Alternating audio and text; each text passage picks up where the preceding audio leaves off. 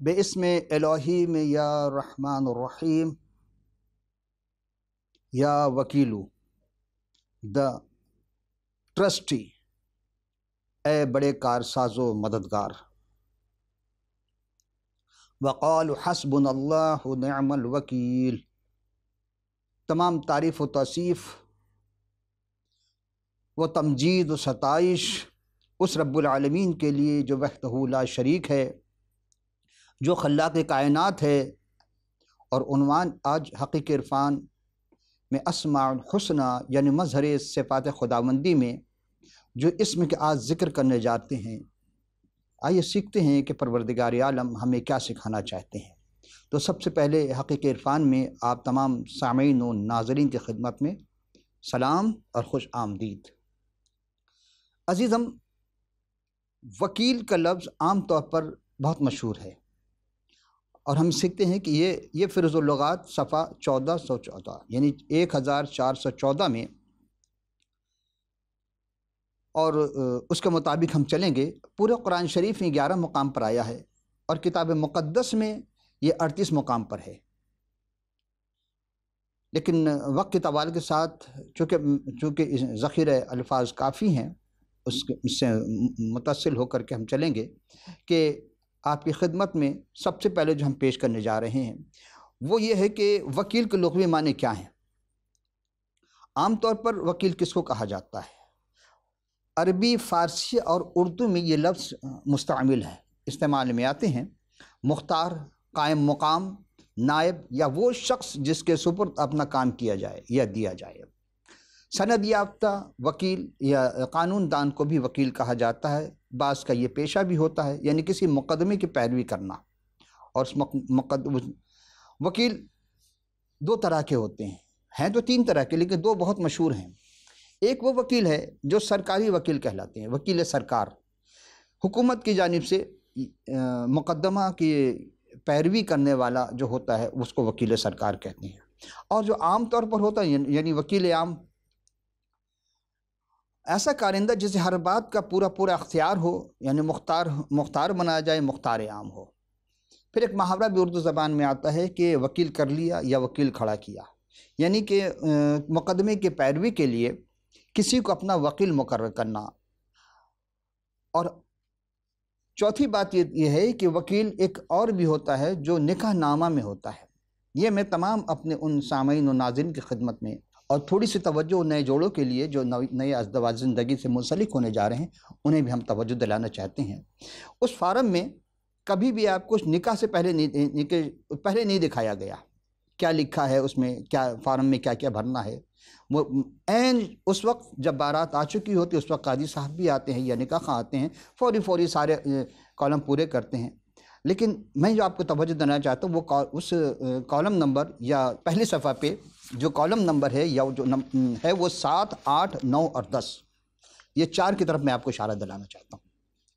دیکھیں 7 نمبر پہ لکھا ہے کہ اگر دلہن کی طرف سے کوئی وکیل مقرر کیا گیا ہے تو اس کا نام مع ولدیت اور سکونت اور قومی شناختی کارڈ نمبر ہو۔ پہلے نہیں تھا لیکن اب شناختی کارڈ نمبر لکھے جا رہے ہیں۔ 8ویں نمبر پہ ہے کہ دلہن کے وکیل کے تقرر کے بارے میں گواہوں کے نام، ولدیت، سکونت، اور لکھا جاتا ہے کہ دلہن سے کیا رشتہ داری ہے۔ یہ کالم تو قاضی صاحبان یا نکاح خواہ پر کرتے ہیں، لیکن اکثر سکونت درج نہیں کرتے، کیونکہ سطور کی کمی کی وجہ سے، یعنی لائن نہیں ہوتی پوری، اس میں گنجائش نہیں ہوتی، اسی لیے وہ نہیں کرتے۔ 9 اور 10 نمبر جو ہے یہ توجہ کا طالب ہیں آپ سے، اس لیے کہ نئے جوڑے جو بھی ازدواج زندگی سے منسلک ہونے جا رہے ہیں، توجہ فرمائیں، اور ان کے والدین بھی، کیونکہ اس وقت تو دولہے کو پتہ نہیں ہوتا یا دلہن کو نہیں ہوتا ہے، وہ جس عروسی لباس میں ملبوس ہوتے ہیں وہ لوگ، تو اس میں ہم یہ دیکھتے ہیں کہ کیا کرنا چاہیے۔ 9 نمبر میں ہے کہ اگر دولہا کی طرف سے کوئی وکیل مقرر کیا گیا، دیکھیں اگر دلہن کے اس میں بھی ہے، 7 نمبر میں بھی ہے، اور 9 نمبر میں بھی ہے، اگر دلہن کی طرف سے 7 نمبر پہ، اور 9 نمبر اگر دلہا کی طرف سے کوئی وکیل مقرر کیا گیا ہے تو اس کا نام مع ولدیت اور سکونت، قومی شناختی کارڈ نمبر لکھیں۔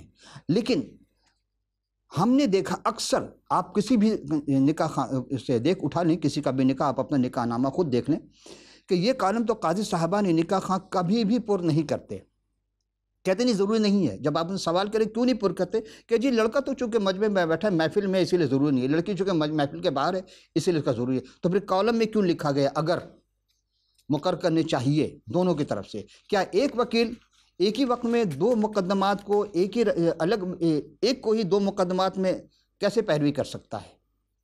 نہیں کر سکتا. کہ آپ نکاح نامہ کے دستخط ہم پہلے ضرور اس تمام کالم کو پر کریں گے. اور 10ویں میں ہے کہ شادی کے گواہان کے نام ماں ولدیت سکونت, اس میں بھی یہ ہے کہ سکونت نہیں لکھی جاتی, بس نام لکھ دیے جاتے ہیں. اور دوسرے صفحے پر اس میں دستخط ہوتے ہیں سب کے. یہ پہلے صفحے پر کالم پر کیے جاتے ہیں. یہ فارم نمبر 2 کہلاتا ہے. یہ مسلم قوانین کے تحت خاندان کے لیے ہے.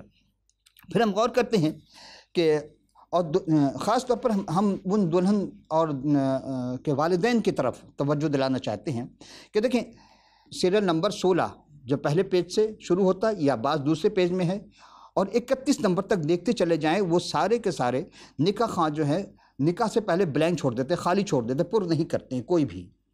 اور جب نکاح ہو جاتا ہے دستخط سب ہو جاتے ہیں, دعا کرنے کے بعد کھا پی کر کے قاضی صاحبان یا نکاح خواہ چلے جاتے ہیں, تو بعض نکاح خواہ ایسے ہیں کہ پرمٹ کسی اور کی ہوتی ہے, وہ پڑھانے کے لیے آ جاتے ہیں, ان میں کچھ پیسے مل جاتے ہیں ان کے.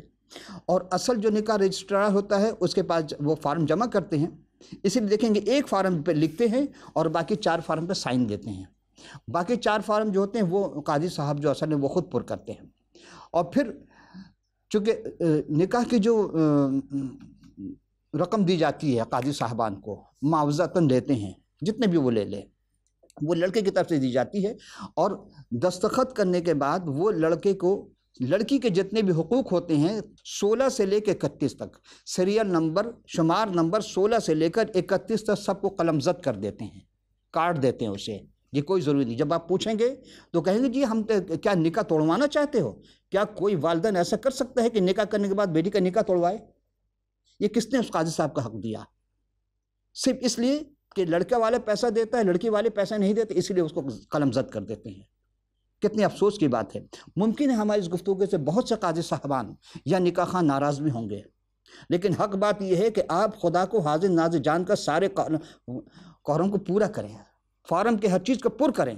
آپ اپنی طرف سے قلم زد نہ کریں, بلینک چھوڑ دیں چھوڑے گئے تو. آپ کاٹنے والے کون ہوتے ہیں کہ جی لکھا نہیں گیا؟ اس سے پہلے میں اور تمام اس جوڑے کو اور والدین کو ایک چیز متنبہ کرنا چاہتا ہوں. کبھی بھی کسی بھی قاضی نے نکاح سے پہلے 2-4 دن آ کر کے آپ لوگوں کو سمجھایا کہ ہاں کیا یہ فارم کیا ہے, کیسے بھرنا ہے, کیا نکاح کے جو صیغے ہیں وہ کیسے کرنے ہیں, کیا صیغے بولے جائیں گے, کیا نہیں بولے جائیں گے, یہ تمام چیز نہیں بتائی جاتی ہے. یہاں میں نکاح کے بارے میں وکیل کے بارے میں کہہ رہا ہوں. یہ وکیل کی ذمہ داری ہے کہ ساری چیز کو پر کرے, ساری چیز کو دیکھے. صرف نام وکیل کا نکاح نامہ میں آ جانے سے یہ کمال نہیں. کمال یہ ہے کہ وہ ہر چیز کو پوری طرح چیک کرے. پھر ایک چیز میں اہل تشیع حضرات کی ہاں جو دیکھتا ہوں, وہ نکاح سے پہلے ہفتہ 10 دن پہلے جاتے ہیں دونوں گھرانے میں, اور نکاح کے بارے میں گواہان کے وہ صیغہ کے بارے میں پوچھتے ہیں. خود دلہا دلہن سے صیغے کے بارے میں پوچھتے ہیں کہ اسے صحیح تلفظ کے ساتھ وہ یاد ہے ہی نہیں یاد ہے, اس کو رٹائے جاتے ہیں, یاد کرائے جاتے ہیں میننگ کے ساتھ. ہمارے تو صرف اردو میں, ان کے عربی زبان میں پڑھے جاتے صیغہ. میں یہ نہیں کہہ رہا ہوں کہ آپ غلط کرتے ہیں صحیح کرتے ہیں, چونکہ ذمہ داری آپ کی ہے, نکاح کر دیا آپ نے, لیکن وہ حقوق ضبط نہ ہونے پائے. اور پھر اہل تشیع کے یہ بھی دیکھا گیا ہے کہ وہ نکاح کے جو حق مہر ہوتے ہیں وہ کچھ نہ کچھ لڑکی والوں کو دلاتے ہیں. یہاں کوئی پرواہ نہیں ہوتی ہے, قلم زد کر دیتے ہیں. خدا نخواستہ اگر لڑکی کے ساتھ کوئی حادثہ پیش آتا ہے, لڑکے والے تشدد کرتے ہیں, ظلم کرتے ہیں, تو لڑکی عدالت میں کوئی کلیم بھی نہیں کر سکتی. اس کے والدین کچھ کرنا چاہیں ہاتھ کاٹ دی جاتے ہیں قاضی صاحبان. ایسا کیوں کرتے ہو بھائی؟ کیا خدا کو جواب نہیں دو گے؟ کیا کوئی اور قاضی نہیں؟ تم آج خدا نے تمہیں قاضی بنایا, کل خدا خود قاضی ہوگا, پھر تم کیا کرو گے کہ تم نے کتنے گھر کو برباد کر دیا؟ کیوں اس کے حقوق کو ضبط کرتے ہو؟ سوچئے. ہم دعا کریں گے پروردگار عالم آپ کو اس ذمہ داری جو سونپی گئی ہے اللہ نے آپ کو, اس کو احسن طریقے سے نبھانے کی پوری استطاعت فرمائے. آمین. آئیے حضرت اب ہم چلتے ہیں ایک اور چیز کی جانب. عزیزان محترم, ہم کلام مقدس سے دیکھتے ہیں کہ یہ جو وکیل یا مددگار خدا نے استعمال کیا ہے, پیدائش کی کتاب 2 باب کے 18ویں آیت میں ہے, اور خداوند خدا نے کہا, کیا کہا؟ آدم کے لیے اکیلا رہنا اچھا نہیں, میں اس کے لیے ایک مددگار اس کے مانند بناؤں گا. وکیل کے معنی مددگار کی بھی ہے. وکیل وہی مدد کرے گا جو مدد کے قابل ہوتا ہے، ہر کوئی مدد کرنے کے لیے نہیں آ سکتا۔ تو خدا تعالیٰ نے سب جانوروں کو حضرت آدم اسلام کے روبرو لائے، اور اس لیے تاکہ دیکھتے ہیں کہ جناب آدم جو ہے ان کے کیا نام رکھتے ہیں۔ تو حضرت آدم اسلام نے جو نام جس جانوروں کے، ہوا کے پرندے ہو یا فضا کے پرندے ہو، یہ ہم پیدائش 2 سے باب کی 20ویں آیت میں دیکھتے ہیں، اور آدم نے کل چاپائوں اور ہوا کے پرندوں اور کل دستی جانوروں کے نام رکھے، پر آدم کے لیے کوئی مددگار اس کے مانند نہ ملا۔ یعنی حضرت آدم اسلام کو اپنے جیسا کوئی مددگار ملنا چاہیے، وہ نہیں نظر آیا۔ تو پھر مددگار کا ہونا، وکیل جو ہوتا ہے مددگار ہوتا ہے، خاندان میں بھی لوگ ایک دوسرے کے مددگار ہوتے ہیں، اور مدد ہی کے ذریعے ایک دوسرے کی زندگی کو ہم رواں دواں رکھتے ہیں، خوشحال مناتے ہیں۔ مدد خدا کی طرف سے ہوتی ہے، لیکن کرنے والے انسان ہوتے ہیں۔ آئیے ہم پھر دیکھتے ہیں زبور شریف، زبور نویس حضرت داؤد علیہ السلام کیا فرماتے ہیں زبور شریف میں۔ اس کے 10ویں باب کی 14ویں آیت میں ہے کہ بے کس اپنے آپ کو تیرے سپرد کرتا ہے، تو ہی یتیموں کا مددگار ہے۔ یعنی دیکھیں، یتیم، بیوہ، مساکین کے بارے میں ہے کہ وہ لوگ جو بالکل دست نگر ہو چکے ہیں، جن کا کوئی پرسان حال نہیں ہے، لیکن ایک ذات ہے، وہ خدائے وحدہ لا شریک ہے، وہی سب کا مددگار ہے۔ اور پھر اسی زبور شریف کے 30ویں رکوع یا 30ویں باب کی 10ویں آیت میں فرماتے ہیں، سن اے خداوندہ اور مجھ پر رحم کر، اے خداوند تو میرا مددگار ہے۔ ہر انسان چاہتا ہے کہ خدا اس کا مددگار ہو، بے شک خدا ہے مددگار، اس کے سوا کوئی مدد نہیں کر سکتا۔ خدا بھی کسی نہ کسی انسان کو مدد کے لیے بھیجے گا، اس کے دل میں رحم ڈالے گا، لیکن جو ظالم ہے اس کو، وہ جس لیے کہا گیا ظالم سے بھی کوئی بچاؤ، ظالم کی مدد کرو، یعنی اس کو ظلم کرنے سے روکو، اور مظلوم کی مدد کرو کہ اس پر ظلم نہ ہونے پائے۔ لیکن اکثر دیکھا گیا ہے کہ یتیم، بیوہ، مساکین، مفلوک الحال لوگوں کے ساتھ ظلم و تشدد ہوتا ہے، لیکن ایک وقت آتا ہے کہ وہ ظلم خدا ان کو، ظالموں کو ختم کر دیتا ہے۔ آئیے ایک اور آیت کی طرف، زبور شریف کی 94 باب کی 17ویں آیت، اگر خداوند میرا مددگار نہ ہوتا تو میری جان کب کے عالم خاموشی میں جا بسی۔ یعنی اگر خدا مدد نہ کرے تو انسان کب کا ختم ہو چکا ہوتا ظلم و تشدد کے ہاتھوں۔ اور زبور شریف کے 146 باب کی 5ویں آیت میں ہے کہ خوش نصیب ہے وہ جس کا مددگار یعقوب کا خدا ہے۔ یعقوب کا خدا کون؟ یعقوب کا جو اسحاق کا خدا ہے، جو ابراہیم کا خدا ہے۔ اسی لیے خدا اکثر کہتا ہے جو ابراہیم کا خدا، اسحاق کا خدا، یعقوب کا خدا، داؤد کا خدا۔ تو یہاں جناب داؤد کہتے ہیں کہ جو یعقوب کا خدا ہے وہی سب کا مددگار، تو وہ خوش نصیب ہے جس کی وہ مدد کرتا ہے۔ تو کیا سب کے خدا مدد نہیں کرتا؟ سب کی مدد کرتا ہے۔ اب آئیے ہم دیکھتے ہیں، تمام مددگاروں میں سے خدا نے انسان کے لیے، تمام انسان جس دنیا میں آئے اور آتے رہیں گے قیامت تک، خدا نے دیکھا کہ ازل میں انسان سے گناہ سرزد ہوا، حکم عدول ہوئی، یعنی جناب آدم اسلام کے ذریعہ، جبکہ آدم سے غلطی نہیں ہوئی، ابلیس نے بہکایا تھا جناب حوا کو، اور حوا نے وہ کام کیا۔ یعنی جب جناب حوا نے اپنے پاس اتھارٹی لے لی، اپنے پاس وہ ذمہ داری لی، اپنے پاس وہ مقام حاصل کیا جو جناب آدم کا تھا، ایک کمانڈ، تو اس سے وہ غلطی ہو گئی، اور غلطی اس پہ غلطی ہوئی کہ وہ جنت سے نکالے گئے۔ اور پھر اولاد آدم یہ تمام گناہ جاری و ساری ہے، قیامت تک رہے گا۔ لیکن جو لوگ اس وحدہ لا شریک پر ایمان لاتے ہیں، کامل ایمان لاتے ہیں، تو ایمان کے ساتھ ان کو عمل صالح بھی دیا گیا ہے، ان دونوں کے ذریعہ۔ اور پھر ایمان ایسے نہیں، محبت کے ساتھ ایمان لاتا ہے۔ صرف زبان سے کہہ دینا کہ ہم ایمان لائے، یہ ایمان نہیں ہوگا، لیکن اگر ایمان کے ساتھ عمل ظاہر نہیں ہے تو پھر کیا ہوگا؟ آئیے ہم چلتے آیت میں۔ یہ یوحنا کی انجیل 14ویں باب کی 15 تا 17ویں آیت، 15ویں تو 17ویں آیت، ان 3 آیتیں۔ اگر تم مجھ سے محبت رکھتے ہو تو میرے حکموں پر عمل کرو گے۔ جناب مسیح سلام علیہ فرماتے ہیں کہ جو بھی ان سے محبت رکھتا ہے، کیونکہ خدا نے دنیا سے ایسی محبت کی، اس نے اپنا اکلوتا بیٹا بخش دیا تاکہ جو بھی اس پر ایمان لائے ہلاک نہ ہو بلکہ ہمیشہ کی زندگی پائے۔ تو یہاں دیکھتے ہیں جناب مسیح فرمائے اگر تم مجھ سے محبت رکھتے ہو تو میرے حکموں پر عمل کرو۔ اور 16ویں آیت میں ہے، اور میں باپ سے درخواست کرتا ہوں۔ 16ویں آیت میں عجب انداز میں کہا، اور میں باپ سے درخواست کرتا ہوں۔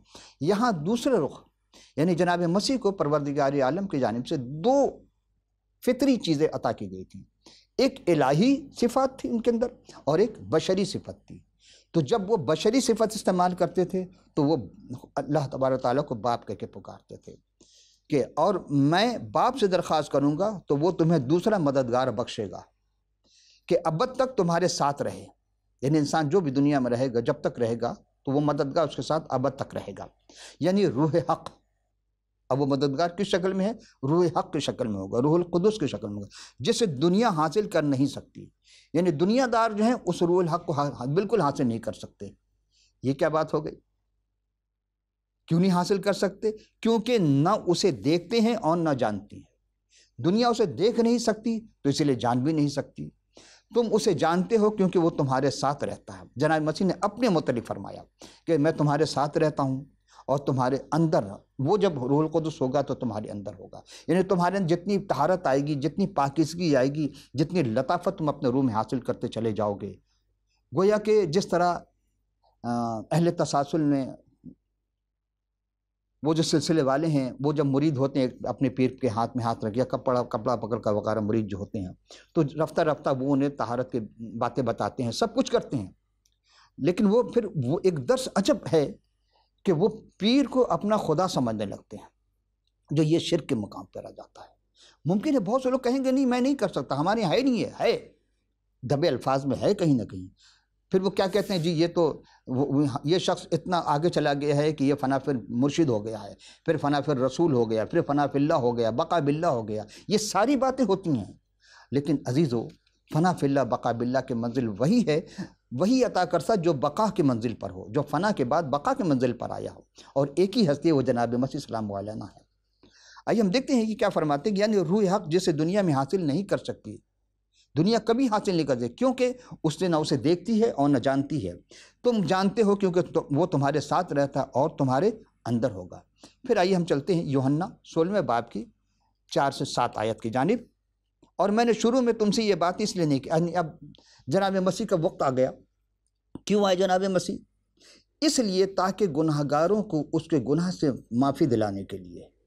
کسی کو حق نہیں تھا، پروردگار نے حق اختیار دیے نہیں کہ گناہ کو معاف کرے، لیکن جناب مسیح کے پاس یہ اختیار تھا کہ آپ گناہ کو معاف کرتے تھے.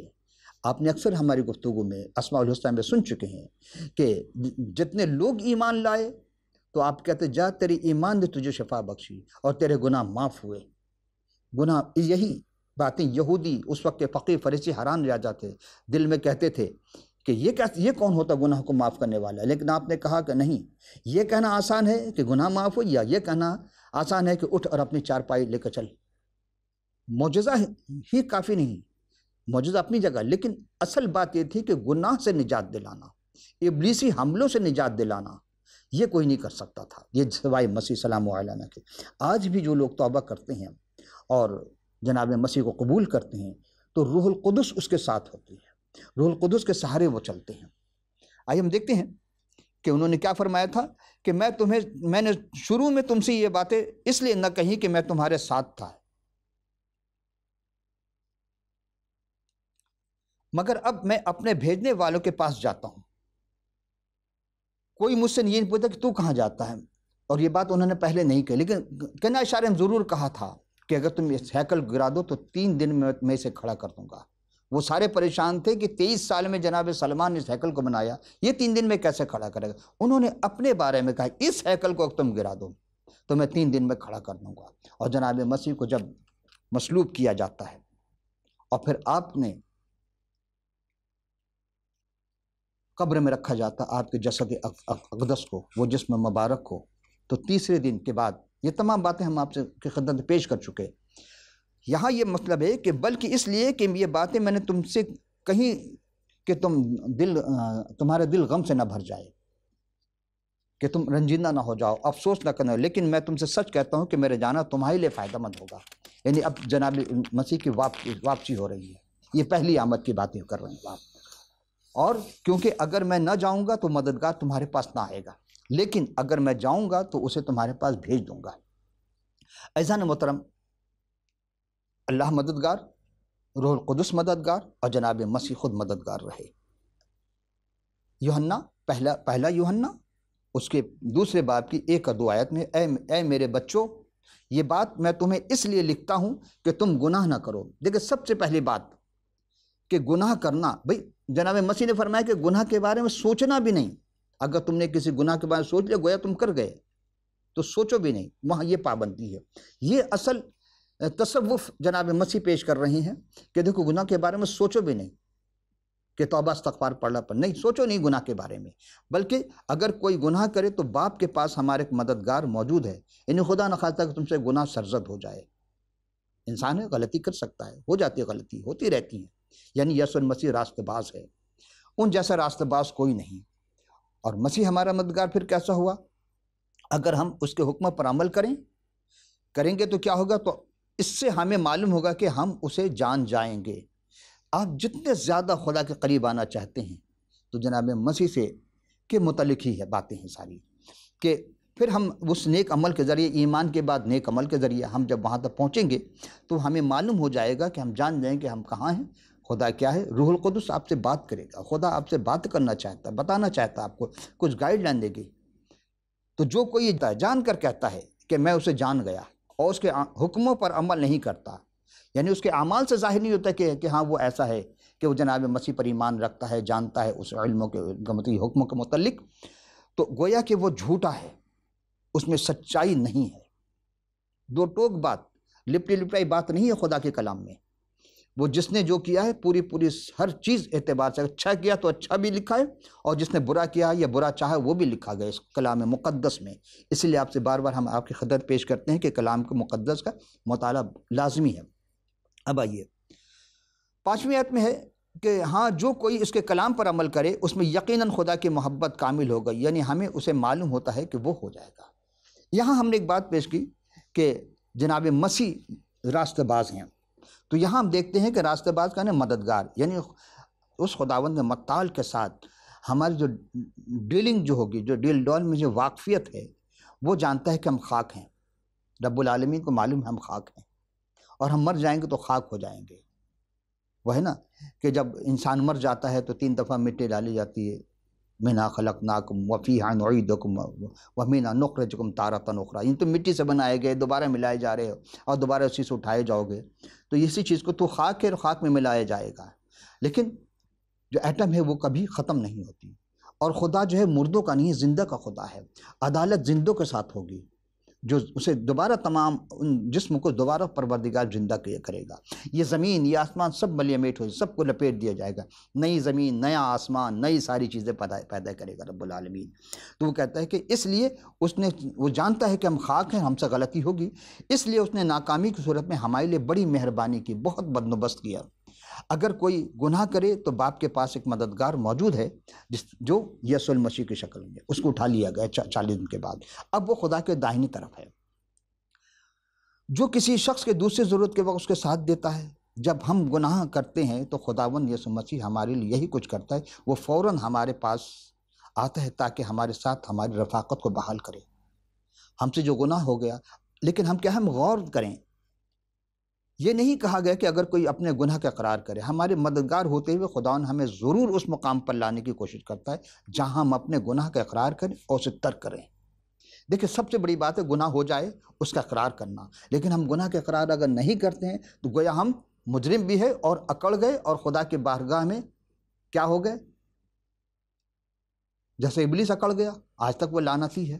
تو انسان کو خدا نہیں چاہتا کہ اس پر لعنت ہو، اور لعنت کرنے کے لیے منع کیا تھا۔ تو اس آیت میں کہ ہم اقرار کے اور گناہ سے ترک کر دیں، اور اس آیت میں بہت خوبصورت بات جو ہمیں ہرگز نظر انداز نہیں کرنی چاہیے، اور وہ یہ ہے کہ اگر کوئی گناہ کرے تو باپ کے پاس مددگار ہے۔ یہ نہیں کہا گیا کہ خدا کے پاس، بلکہ باپ کے پاس کہا گیا۔ کس کے پاس؟ باپ کے پاس۔ ہم اگر گناہ کرتے ہیں تو بھی وہ ہمارا باپ ہے، اور نہیں کریں گے تو بھی وہ ہمارا خداوند جو ہے ہمارا ہی باپ کہلائے گا۔ اس لیے کہ آج کے لفظ نہیں ہے یہ، ممکن ہے کچھ لوگ اس سے اعتراض کریں کہ یہ کیسے ہو سکتا ہے خدا کو باپ کہہ دیا۔ گھر کا سربراہ باپ ہوتا، پوری کائنات کا سربراہ، مالک رازق سب وہی ہے، رب العالمین ہے۔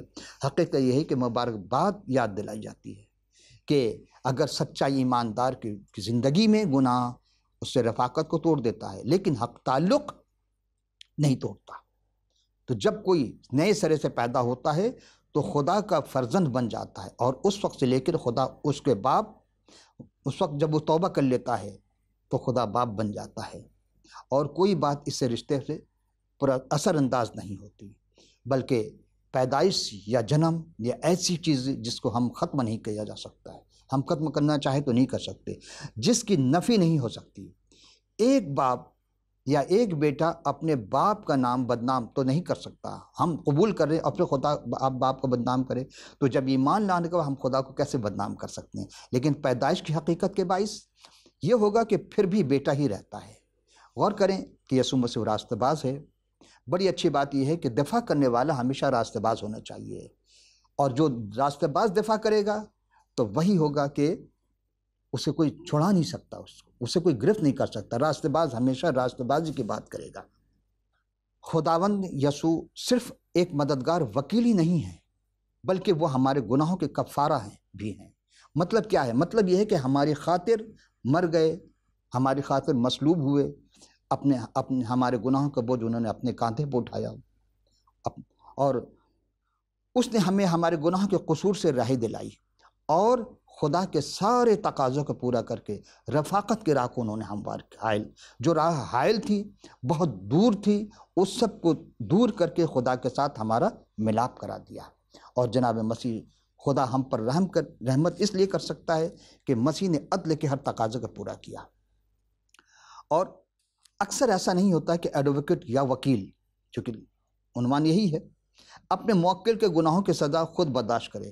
کیا آپ نے دیکھا ہے کوئی وکیل عدالت میں، کسی عدالت میں کسی وکیل نے پیسے تو لیے، لیکن اس ملزم کو یا مجرم کے گناہ کو اپنے سر لے لیا کہ چلو اس کے بدلے میں سزا بھگتنے کے تیار ہوں؟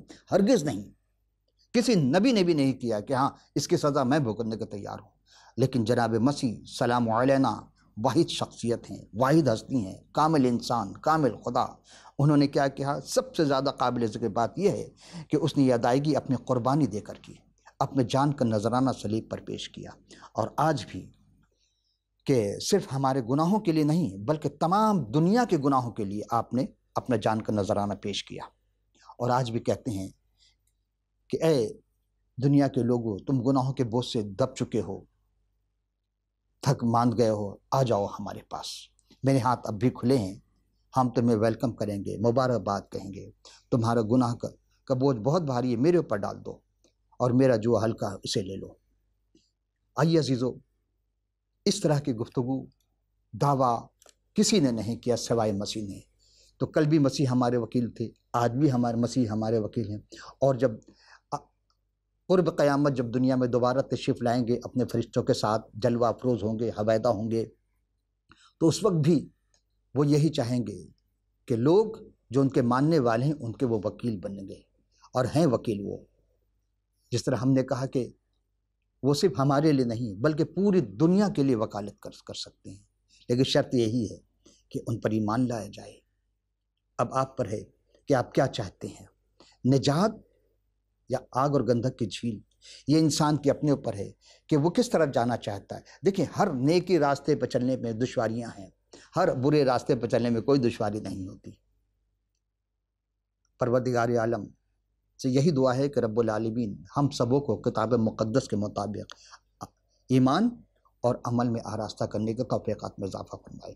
خداوند آپ کو خوب برکت دے۔ آئندہ نشست میں کسی اور عنوان کے ساتھ حاضر ہوں گے۔